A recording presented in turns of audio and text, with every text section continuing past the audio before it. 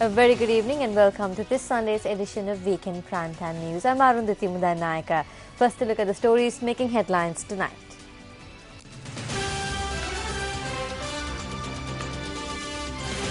An agreement inked between the Department of Wildlife and the indigenous community. The President orders the police to present a report immediately into the attack launched on the journalist of the Udaya newspaper. US parties hopeful for deal on US debt limit.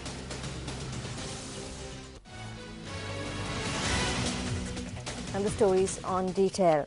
President Mahinda Rajapaksa states that terrorism was swept away and an environment was created for the indigenous people of the country to live without fear. The President made this statement while addressing a function to commemorate World Indigenous Peoples Day.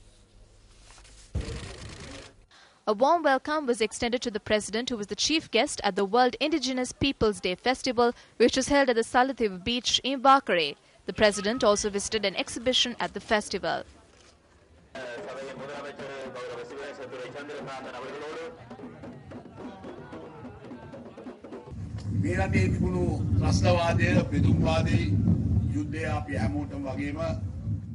Terrorism and separatism, which was in the country, severely affected the indigenous people, just like it affected the rest of the country. We don't have to specifically mention how indigenous men and children were forcibly taken by terrorists for the war. The situation has now changed after many years. We were able to create a country where people can live in peace and harmony. An agreement was inked between the Department of Wildlife and the indigenous people. President Mahinda Rajapaksa presented employment opportunities for several indigenous people, while permits to enter the forest and birth certificates were also presented by the head of state. A letter containing the problems and proposals discussed at the Variga Sabha, or the communal forum, was handed over to the President at the occasion, while the commencement of the housing scheme for indigenous people was also marked concurrent to this festival. Incidentally, this was the first time that World Indigenous Peoples Day was celebrated with the participation of all indigenous communities in Sri Lanka following the conclusion of the war. Subsequently, the President visited the Salatevu beach.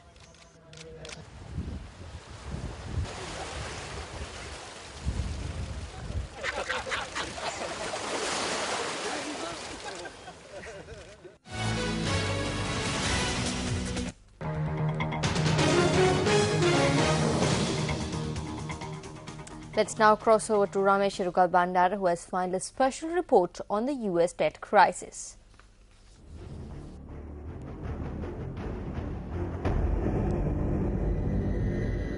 The United States is facing a risk of defaulting and losing its AAA credit rating if they do not increase the country's legislative debt ceiling by Tuesday. In his weekly radio address, President Barack Obama reminded lawmakers in Congress on the urgency of the situation. Republicans in the House of Representatives just spent precious days trying to pass a plan that a majority of Republicans and Democrats in the Senate had already said they wouldn't vote for. It's a plan that wouldn't solve our fiscal problems, but would force us to relive this crisis in just a few short months. There are multiple ways to resolve this problem. Congress must find common ground on a plan that can get support from both parties in the House and in the Senate. And it's got to be a plan that I can sign by Tuesday. Raising the debt ceiling simply gives our country the ability to pay the bills that Congress has already racked up. It gives the United States of America the ability to keep its word. However, both parties seem reluctant to lose ground as the Democrat-led Senate voted against the Republican solution and the Republican-led House of Representatives voted against Harry Reid's Democrat solution. Democrats and Republicans have expressed cautious optimism about the chances of raising the US debt limit by Tuesday and averting possible default. However, the Democrats and Republicans have so far rejected each other's proposals for cutting spending and raising the debt limit. President Barack Obama backs Democratic Senate Majority Leader Harry Reid's proposal, which would cut $2.2 trillion from deficits and raise the debt ceiling by $2.7 trillion. The House of Representatives, where Republicans have a majority, rejected the bill even before the Senate had voted on it. You're trying to throw a monkey wrench in the Reid bill before it can even leave the station. Why isn't this bill being brought up? Because Senator Reid wants to sit down with Senate Republicans and work out a compromise, and you're bringing up this bill to make sure that this will never happen. This is a disgraceful moment, Mr. Dreyer. The House yesterday sent our second bill to end this crisis to the Senate. And the only thing standing in the way of the House proposal over in the Senate is the President and Senator Reid. The US Treasury estimates that the government will no longer be able to borrow money to pay all its bills unless its borrowing limit is increased by Tuesday. Experts say the government has enough cash to keep functioning for another week or so after that. The only game in town, the only one left standing, is the amendment that's on the floor today. We have the ability to change that. If my Republican colleagues, acting in good faith, come to me with a proposal, that's what we will do. We are at a crucial time in the history of the country. We've said it before, but it's true. Meanwhile, the current political deadlock on the US debt crisis has raised anxiety among the US troops in Afghanistan. Chairman of the US Military Joint Chief of Staff, Admiral Mike Mullen, says that it is unclear if the US will be able to pay troops on time in the event of a debt default.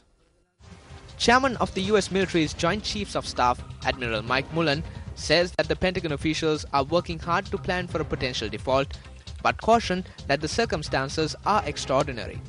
Mullen told troops he knew if paychecks were to stop, it would have a devastating impact, but said that he just doesn't have a better answer at the moment. Mullen said that he believed that the troops would eventually be paid, regardless of what happens.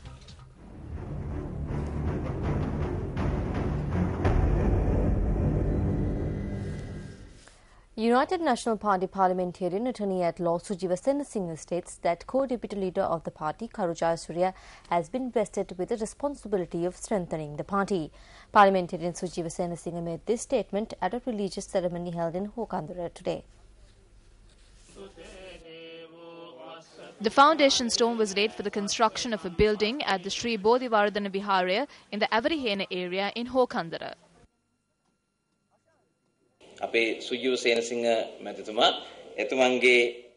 The future leader of the party, which Sujiva Senasinghe represents, provides funds to uplift places of worship under a program. This future leader currently holds the post of deputy leader of the party. Similarly, I hope to provide funds to temples with the assistance of the Ministry of Buddha Sasana.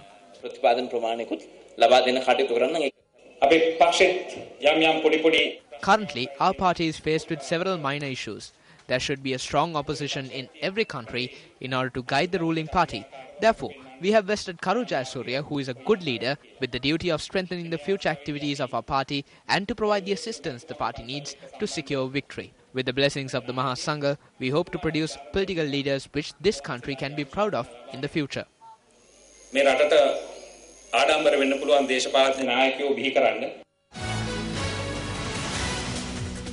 Co-deputy leader of the United National Party, parliamentarian Sajith Premadasa, speaking at a function in Sudiveva, questioned whether a government that is operating in a fraudulent manner should be tolerated further.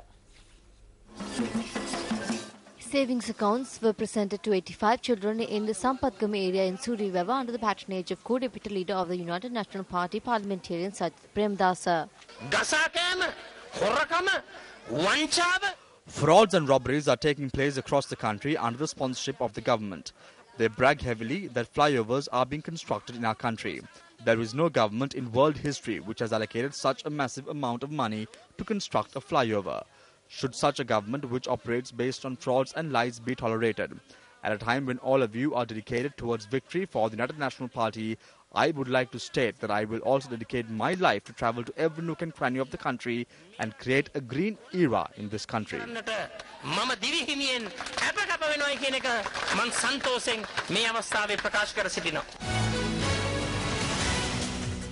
Deputy Minister of Ports and Highways, Rohita Begunwardena, says that the current state of the United National Party is similar to that of a torch which has all four of its corners burning. A function was held to vest a drinking water project to area residents in the Palanthota area in Kaltara. Here, the Deputy Minister expressed his view on the United National Party. Sajith Premadasa waited until Wickramasinghe went abroad to elevate Karu Jayasuriya to the post of party leader. Now, the United National Party is like a torch with all four of its corners burning. On one side there is Ranil, and on the other three ends you find Sajith, Karu and Mangala.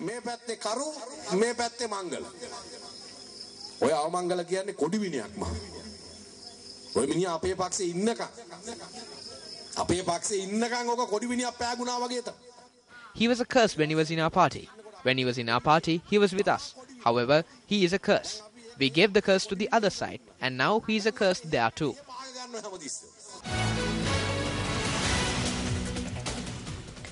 When we made inquiries from parliamentarian Mangala Samaravira regarding this statement made by Deputy Minister Rohitha Abegunwardena, the MP stated that he will not provide a response to views expressed by individuals of the calibre of Deputy Minister. Parliamentarian Buddhika Patharana stated that certain individuals, together with the former president who dragged the United National Party to destruction, have now entered the party today and are now causing further destruction to the party. MP Buddhika Patharana levelled this allegation during a function held in the Devinuwara area in Mathura. Agricultural equipment was distributed amongst residents of the Devinuwara area in Mathura under the patronage of MP Buddhika Patharana. After working to help Mahinda Rajapaksa and Chandrika become rulers, he has now come into the party and is conspiring to destroy the party. It is amidst all these conspiracies that we have to operate this party. All of you know that we lost in '94. Who is the first respondent who brought the UNP to this level? It is Chandrika Kumaratunga. After sitting around Chandrika Kumaratunga and supporting her, who was the person who destroyed Ranil Wickremesinghe's personality and image? The person who said no to Ranil Wickremesinghe and made Ranil Wickremesinghe look like Mr. Bean and left Ranil Wickremesinghe completely helpless. Politically is the traitor who was behind Chandrika Kumaratunga. Therefore, it was Chandrika Kumaratunga and the traitor who did this to the UNP.